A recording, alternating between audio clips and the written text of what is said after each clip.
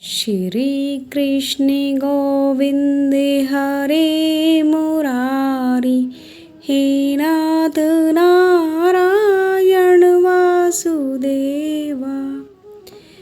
जय श्री कृष्ण प्यारे भक्तों, राधे राधे। राधा रानी आपकी सभी मनोकामनाएं पूर्ण करे। यह वीडियो शुरू करने से पहले मेरी आपसे विनती है कि आप कमेंट बॉक्स में जय माँ तुलसी अवश्य लिखें। अगर आपको यह वीडियो अच्छी लगे तो हमें सब्सक्राइब एंड लाइक करना मत भूलिएगा।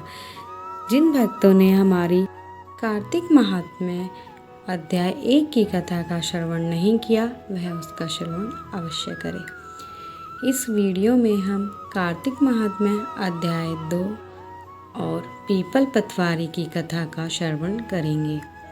जैसा कि हमने अध्याय 1 में जाना कि श्री कृष्ण जी सत्यभामा को गुणवती के पति एवं पिता के राक्षस द्वारा मारे जाने एवं उनके वैकुंठ धाम में आने की कथा सुनाते हैं। आगे के अध्याय में श्री कृष्ण जी सत्यभामा जी से कहते हैं, सिमर चरण गुरुदेव के लिखो शब्द अनूप, कृपा करे भगवान सत चित आनंद सब रूप। श्री कृष्ण जी कहते हैं, हे देवी, गुणवती अपने पिता और स्वामी को राक्षस द्वारा मारे जाने का संवाद सुनकर पिता और पति के क्लेश से दुखित होकर करुण विलाप करने लगी। हाय नाथ, हाय पिता, हमको त्याग कर तुम कहाँ चले गए?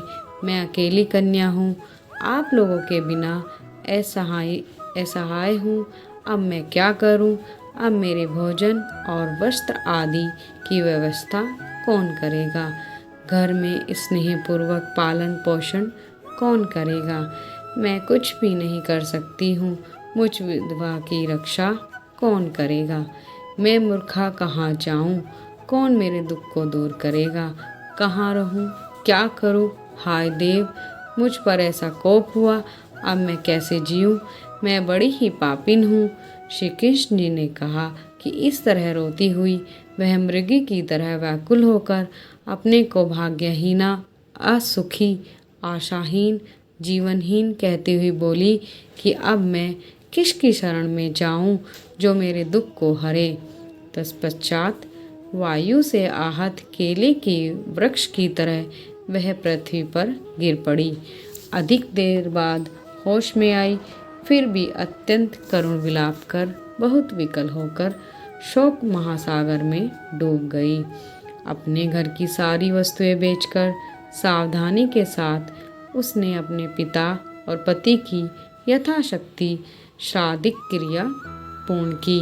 उसके पश्चात उसी पुरी में निवास करती हुई वह विष्णु भगवान की भक्ति में तत्पर होकर शुद्ध तथा शांत स्वभाव से अपनी इंद्रियों को अपने वश में करके वहीं रहने लगी। उसने जन्म से लेकर मरण तक एकादशी का व्रत तथा कार्तिक मास का विधिवत सेवन किया। हे प्रिय, ये दोनों एकादशी और कार्तिक व्रत हमें बड़े ही प्रिय है। भक्ति, मुक्ति, पुत्र तथा संपत्ति को देने वाले पवित्र है। जो मनुष्य तुला की संक्रांति रहते हुए कार्तिक मास में प्रातःकाल स्नान करते हैं, वे चाहे पापी ही हो तो भी पापों से मुक्त हो जाते हैं। जो मनुष्य कार्तिक स्नान, जागरण, दीपदान तथा तुलसी के वृक्ष की रक्षा करते हैं, वे साक्षात विष्णु भगवान के तुल्य है। जो भक्त कार्तिक मास में विष्णु भगवान के मंदिर की स्वच्छता तथा विष्णु भगवान का स्वस्ति वचन करते हैं, वे प्राणी तो जीवन मुक्त हैं। इस प्रकार जो जन कार्तिक मास में 3 दिन तक श्री विष्णु के मंदिर की स्वच्छता अथवा उनका पूजन करते हैं, देवतागण भी उनकी वंदना नहीं करते हैं। जिन्होंने जन्म भर इस नियम का पालन किया है, उनका तो कहना ही क्या है। इसी प्रकार वह गुणवती दत्तचित होकर प्रतिवर्ष कार्तिक का व्रत और विष्णु भगवान की पूजा भक्तिपूर्वक करती रही। हे प्रिय, एक बार वह रोग के कारण दुबली हो गई थी तथा ज्वर से पीड़ित होने पर धीरे धीरे किसी प्रकार गंगा स्नान करने को गई। वह जल में स्नान करने के निमित्त जैसे ही उतरी और जाड़े से कांपने लगी और विकल हो गई, तब उसने आकाश की ओर से अपनी ओर आते हुए एक विमान को देखा जो शंख, चक्र, गदा और पद्म आदि विविध शस्त्रों से सुशोभित विष्णु भगवान का स्वरूप धारण करने वाला था। रथ पर उनके वाहन गरुड़ की ध्वजा अंकित थी। तब मेरे गण विमान पर चढ़ाकर उस पर चावल डुलाते हुए अप्सरागणों से सुशोभित उस गुणवती को वैकुंठ लोक में ले आए। तत्पश्चात ब्रह्मा आदि देवताओं की प्रार्थना पर जब मैंने कृष्ण का अवतार लिया तो मेरे गण भी मेरे साथ इस पृथ्वी पर आए। जो इस समय यादव है वह ही मेरे गण हैं। तुम्हारे पिता पूर्व जन्म में देव शर्मा थे जो इस समय सत्राजित होकर यहाँ है। जो पूर्व जन्म में तुम्हारे पति चंद्र शर्मा थे वह इस समय अक्रूर हुए। और हे देवी, तू ही वह गुणवती है। कार्तिक व्रत के प्रभाव के कारण ही तू मेरी अर्धांगिनी हुई है। पूर्व जन्म में तुमने मेरे मंदिर के द्वार पर तुलसी का पौधा लगाया था। इस समय वह तेरे महलों के आंगन में कल्प वृक्ष के रूप में विद्यमान है। उस जन्म में जो तुमने दीपदान किया था उसी कारण तुम्हारी देह इतनी सुंदर है और तुम्हारे घर में साक्षात लक्ष्मी का वास है। चूँकि तुमने पूर्व जन्म में अपने सभी व्रतों का फल पति स्वरूप विष्णु को अर्पित किया था, उसी के प्रभाव से इस जन्म में तुम मेरी प्रिय पत्नी हुई हो। पूर्व जन्म में तुमने नियम पूर्वक जो कार्तिक मास का व्रत किया था उसी के कारण मेरा और तुम्हारा कभी वियोग नहीं होगा। इस प्रकार कार्तिक मास में व्रत आदि करने वाले मनुष्य मुझे तुम्हारे समान ही प्रिय है।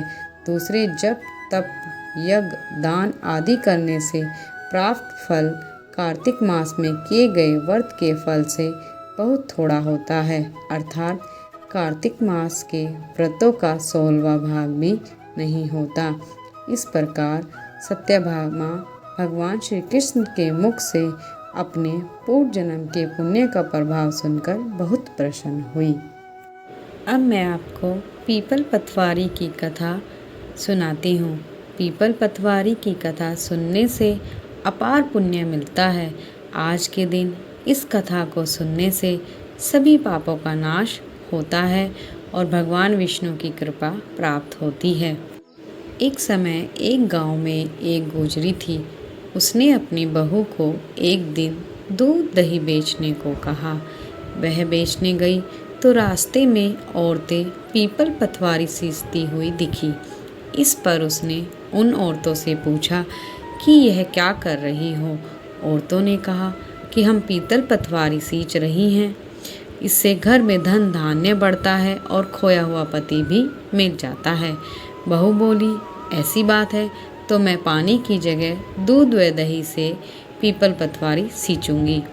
गुजरी की बहू ने रोज दूध दही बेचते समय पीपल पतवारी को दूध दही से सींचना शुरू कर दिया। जब सास दूध दही के रुपए मांगती तो वह कह देती कि महीना पूरा होने पर हिसाब दे देगी। इसके बाद जब कार्तिक का महीना पूरा हो गया तो वह पीपल पतवारी के चरणों में पड़ गई। इस पर पीपल पतवारी ने पूछा कि क्या बात है, तो उसने कहा कि आज सास दूध दही का हिसाब मांगेगी। पीपल पतवारी बोली कि मेरे पास तो रुपए नहीं हैं, यह पत्थर और पान के टुकड़े हैं, जिसे ले जा। बहू वही अपने साथ ले गई और उसे एक अलमारी में रख दिया। इसके बाद डर के मारे वह चद्दर ओढ़कर सो गई। कुछ देर बाद सास बोली कि बहू दूध दही के रुपए ला। बहू बोली, मैं जो लाई हूँ वह अलमारी में रख दिया है। सास ने अलमारी खोलकर देखा, उसमें हीरे मोती जगमगा रहे थे। धन का भी ढेर सा लगा था। सास ने बहू को आवाज़ लगाई कि बहू, इतना धन कहाँ से लाई। बहू ने आकर देखा तो सच में धन के भंडार भरे थे। इस पर बहू ने सास को सारी बात बता दी। सास ने कहा कि अब मैं भी कार्तिक मास में पीपल पतवारी को सींचूंगी।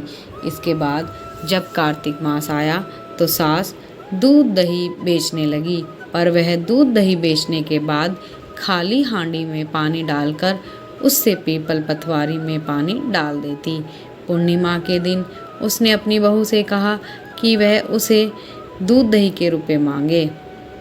जब बहू ने रुपए मांगे तो वह भी पीपल पतवारी के चरण पकड़कर कहने लगी कि मुझसे बहू रुपए मांग रही है। इस पर पीपल पतवारी ने उसे भी पत्थर व पान के टुकड़े दे दिए, जिसे सास ने अलमारी में जाकर रख दिए।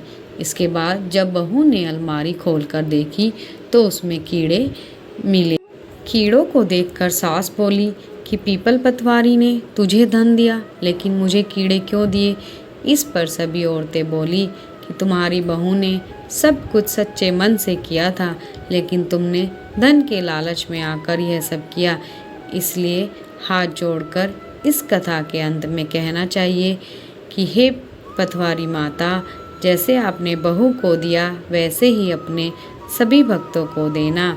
इस कथा को कहते, सुनते और हुंकारा भरते सभी भक्तों को देना। बोलो पतवारी माता की जय। जय श्री कृष्णा। राधे राधे। इसी तरह की धार्मिक कथाओं को सुनने के लिए हमें सब्सक्राइब करिए, और अगर आपको ये वीडियो अच्छी लगी तो लाइक अवश्य करिए।